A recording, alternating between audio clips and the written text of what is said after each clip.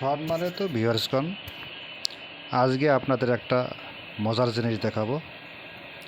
আমরা প্রতিদিন রেলে চড়ি, রেল ইঞ্জিন দেখি, কিন্তু রেল ইঞ্জিনে কীভাবে তেল হয় সেটা কি দেখেছেন?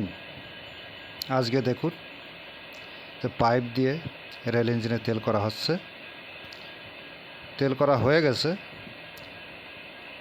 এবার পাইপের ভিতরে যতটা তেল ছিল সেটা ও ঝেঁকে ঝেঁকে ভিতরে দিয়ে দিচ্ছে। একটা রেল ইঞ্জিনে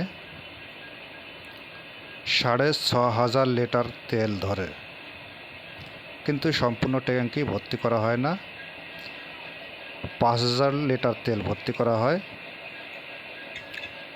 এবং এটি ঘন্টায় 25 লিটারের মতো তেল খায়। সম্ভবত ইনি রেলেরই কর্মী। ওনার দায়িত্ব হচ্ছে এই রেল ইঞ্জিনগুলো আসলে তেল কম হয়ে গেলে সেই ইঞ্জিনগুলোতে তেল ভরেন।